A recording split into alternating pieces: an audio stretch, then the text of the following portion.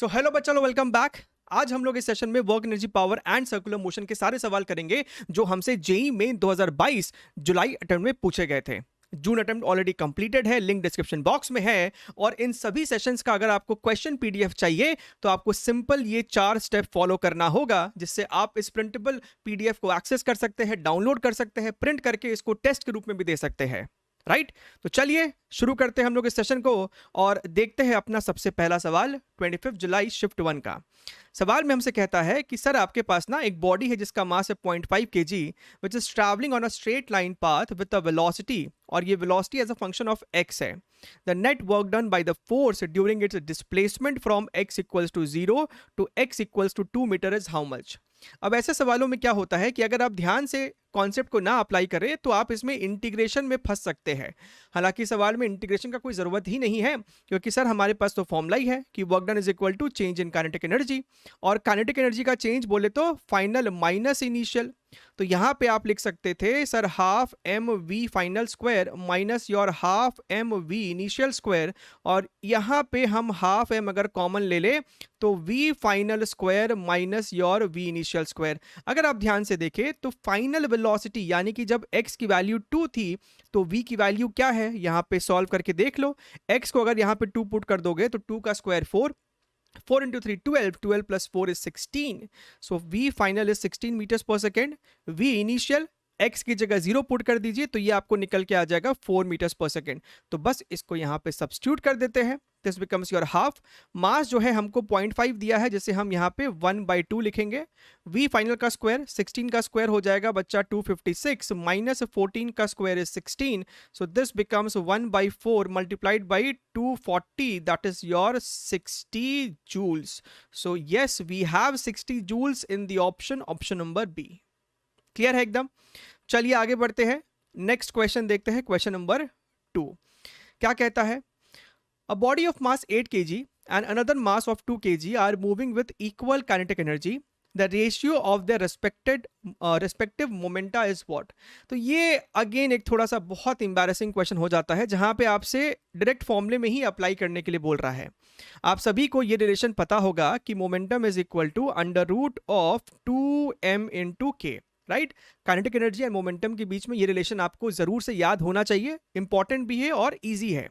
अच्छा, हमसे यहाँ पे मोमेंटम का रेशियो पूछ रहा है, लेकिन कहता है कि दोनों बॉडी का k जो है वो सेम है। तो अगर k कांस्टेंट है, 2 कांस्टेंट है, इसका मतलब momentum is directly proportional to under root of mass. तो यहाँ पे आप चुपचाप लिख दीजिए कि sir p1 by p2 is equal to under root of m1 by m2, और मासेस का रेशियो क्या हो जाएगा 8/2, so 8/2 is nothing but 4 and 4 का अंडर रूट 2, यानी कि आंसर जो हो जाएगा 2:1, ऑप्शन नंबर बी। ठीक है, so pretty easy question, nothing much over there. Okay, देखिए सवाल को। सवाल में क्या बोलता है भाई साहब, the velocity of the bullet becomes 1/3 after it penetrates 4 centimeter in a wooden block। तो क्या हुआ होगा। अच्छा, इस सवाल में आपको हालांकि बहुत स्ट्रिक्टली कुछ मेंशन नहीं है, लेकिन वुडन ब्लॉक को आप यहाँ पे फिक्स्ड मानेंगे। तो जब आपका बुलेट जो है वुडन ब्लॉक के अंदर घुसता होगा तो वो जो वुडन ब्लॉक है वो एक रेजिस्टेंस ऑफर कर रहा होगा।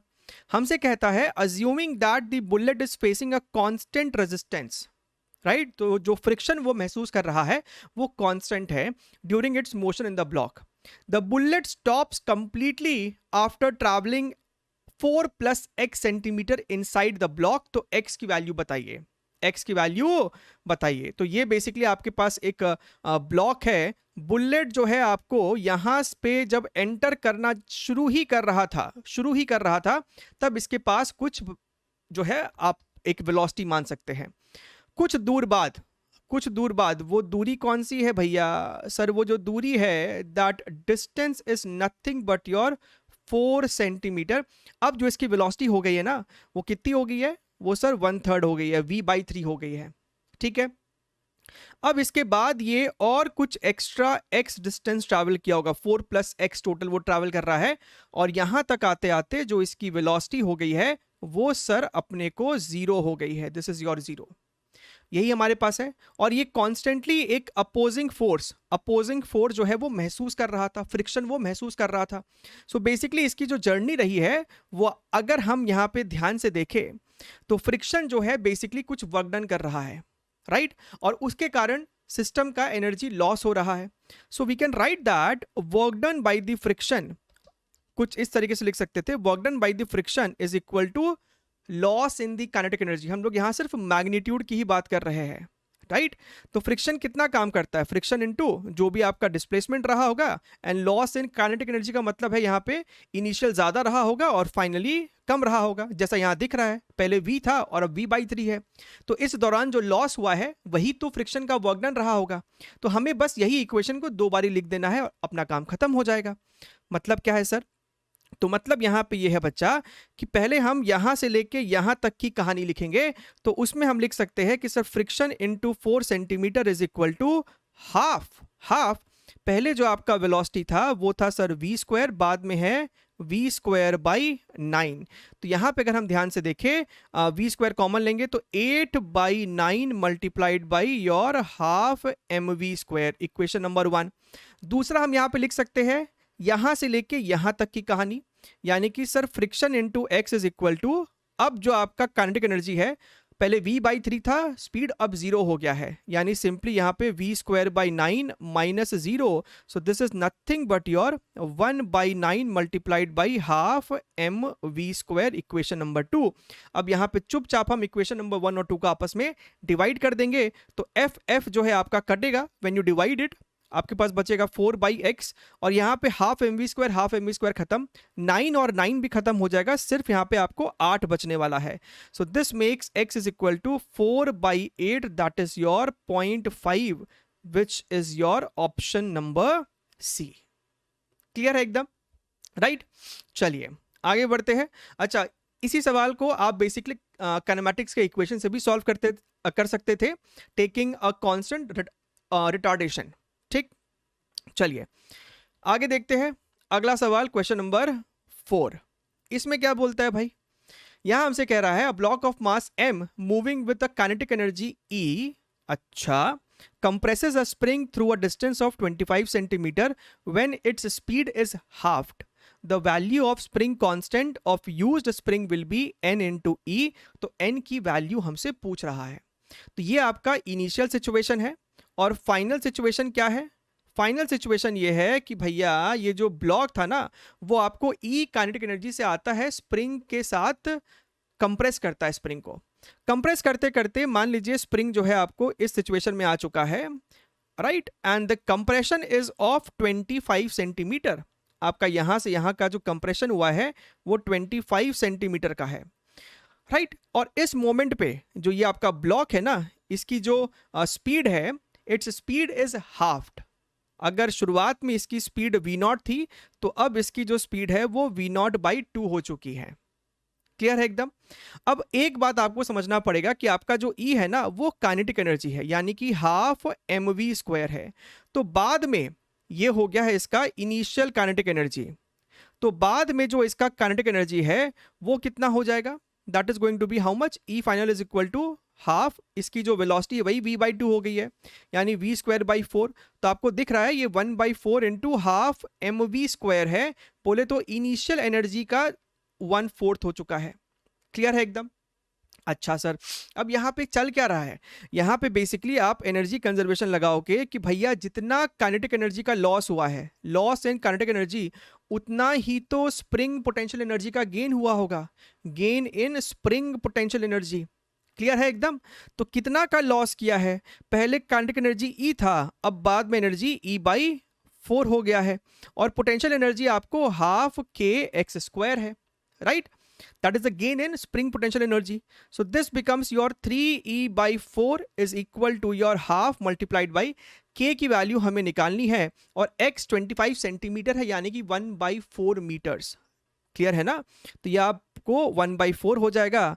तो यहां से अगर हम ध्यान से देखें तो 4 से 4 आपका खत्म, यानी k की जो वैल्यू आ रही है वो आ रही है सर अपने को 6E। तो यहां पे अगर हम ध्यान से देखें, कुछ तो गड़बड़ कर दिया हमने, नहीं, हाँ जी गड़बड़ किया ना, यहाँ पे गड़बड़ किया हमने। x² है तो 1/4 का भी होल स्क्वायर हो जाएगा, so this becomes your 1/16, right. So ये आपको हो जाएगा 4 और 8 into 3 24, so 24E is equal to k यानी कि n की वैल्यू 24 है। ठीक है, तो ध्यान रखना है, स्क्वायर था तो स्क्वायर करना चाहिए था। ठीक, चलिए क्वेश्चन नंबर 5। अब ये जो सवाल है ना, ये सवाल हालांकि इस टॉपिक में डालना नहीं चाहिए था, ये आपको बेसिकली लॉज ऑफ मोशन का सवाल है। ठीक है, चलिए फिर भी अगर यहां पे आ गए तो इसको भी अपने सॉल्व कर लेते हैं। A uniform metal chain of mass m and length L passes over a massless and frictionless pulley. It is released from rest with a part of its length L on the left side, capital L minus L on the right side. ठीक है, आपने इसको release कर दिया।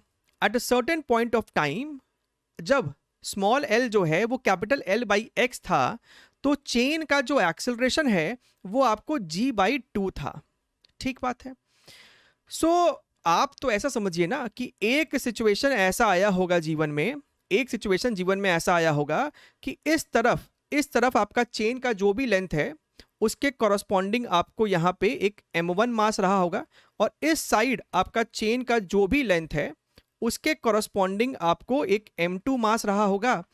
और हमें बता दिया गया है कि भैया एक्सेलरेशन कितना है, एक्सेलरेशन कितना है। तो आप सभी को पता है कि जो एक्सेलरेशन होता है, अज्यूमिंग m2 बड़ा होगा m1 से, सो m2 minus m1 upon m2 plus m1 into gravity, a simple Atwood machine का ये एक फॉर्मूला है। ठीक बात है। हमें a की वैल्यू g/2 सवाल में दे रखा है, तो यहाँ पे g/2 दाग देंगे, ये आपको हो जाएगा m2 minus m1 upon m2 plus m1 multiplied by your gravity. ठीक, अब यहाँ पे क्या कीजिए, ग्रेविटी को तो उड़ा दीजिए, थोड़ा सा क्रॉस मल्टीप्लाई कर लेते हैं, तो ये आपको हो जाएगा m2 plus m1 is equal to 2m2 minus 2m1, so this becomes your 3m1 is equal to m2। ठीक है, तो हमने यहाँ पे राइट साइड वाले को m2 बोला है, लेफ्ट साइड वाले को m1 बोला है। लेकिन हमें एक चीज बता रखी है कि ये कब हुआ था, जब L की value capital L by x थी, यानी अगर इसका लेंथ जो था वो कैपिटल L बाई एक्स है और टोटल लेंथ जो है इस चेन का वो कैपिटल L था, तो राइट साइड वाले का लेंथ हो जाएगा L minus L by x. ठीक बात है। अच्छा, तो अगर हम इस क्वेश्चन में अज्यूम कर ले कि इस चेन का जो मास पर यूनिट लेंथ है, मास पर यूनिट लेंथ जो है अज्यूम कर लेते हैं वो लैम्डा है, kg पर मीटर, तो m1 को क्या लिख सकते थे, लेफ्ट साइड वाले का मास क्या लिखते हैं, mass per unit length multiplied by length, और right side mass per unit length multiplied by length, यही तो लिखते हैं। तो यहां से आपका लैम्डा तो उड़ा ही दीजिए, तो ये आपको कितना हो जाएगा, एक काम करो ना, L को भी कॉमन लेके काट दो। ठीक, तो ये हो जाएगा आपको 3 by x is equal to 1 minus 1 by x, so this becomes how much, 1 को इधर रहने दो, ये आपको हो जाएगा 4 बाई एक्स, यानी कि सर x की जो वैल्यू है वो अपने को 4 निकल के आ रही है। And is this option number D correct? तो यस, ऑप्शन नंबर डी जो है वो सही जवाब है। क्लियर है एकदम? तो ये भी आपको एक बढ़िया सवाल है, राइट? चलिए आगे बढ़ते हैं, क्वेश्चन नंबर 6। ओहो, क्वेश्चन नंबर 6 ध्यान से देखिए। A bullet of mass 200 gram having initial kinetic energy of 90 joules, तो ये बेसिकली आपको कुछ पानी जैसा है, रिवर जैसा है समथिंग, और यहाँ पे आपका बेसिकली एक बुलेट है। तो शुरुआत में जो इस बुलेट की काइनेटिक एनर्जी है वो है 90 joule, this is your K1, right? Inside a long swimming pool as shown in the figure, if its kinetic energy reduces to 40 joule within 1 second, obvious सी बात है जब वो आगे जा रहा होगा तो जो पानी है वो उसके मोशन को अपोज कर रहा होगा, तो इसका जो स्पीड है वो घटेगा। अब इसकी एनर्जी हो गई है 40 joule within 1 second. The minimum length of the pool the bullet has to travel so that it completely comes to rest is how much. कभी ना कभी वो आगे बढ़ते बढ़ते इसकी जो स्पीड है वो जीरो हुई होगी। तो हमसे यही पूछ रहा है कि भैया यहां से लेके यहां तक का डिस्टेंस कितना है। सबसे पहले तो अपने को जानना पड़ेगा कि ये जो पानी है वो कितना अपोज कर रहा है उसको, यानी कि इस बुलेट में क्या रिटार्डेशन वो जनरेट कर रहा है, राइट? क्योंकि हमको यहाँ पे 1 सेकेंड दे दिया है, तो कहीं ना कहीं आपको इक्वेशन ऑफ मोशन को अप्लाई करने की जरूरत है। हमें यहाँ पे काइनेटिक एनर्जी दिया हुआ है, तो क्या आप ये नहीं पता कर सकते कि सर के जो होता है वो होता है सर हाफ mv², यानी कि अगर हमें सर स्पीड की ज़रूरत होगी तो हम करेंगे √2k/m, यानी कि सर हमारे पास जो पहली बार जो v1 है that is equal to √2 into k1, यानी कि पहले 90 जूल था, और मास कितना है, मास आपका 200 ग्राम है, बोले तो 0.2 kgs, so this turns out to be 30 metres per second. Similarly आप यहाँ पे v2 भी सॉल्व कर सकते थे, v2 is equal to 2 into 40 divided by 0.2, so this becomes 20 metres per second. अच्छा सर, इसका मतलब पहले जो स्पीड था वो 30 मीटर्स पर सेकेंड था, बाद में स्पीड हो गया है 20 मीटर्स पर सेकेंड, और कितने टाइम में हो गया है, 1 सेकेंड में। तो भैया v is equal to u plus AT का इस्तेमाल नहीं कर सकते, 20 स्पीड बाद पहले 30 था प्लस a इंटू 1, तो यहाँ से आपका रिटार्डेशन जो आ रहा है -10 metres per second square, fair and square. सही बात है सर। अब क्या बात, अब तो आपका गेम ही ओवर हो गया।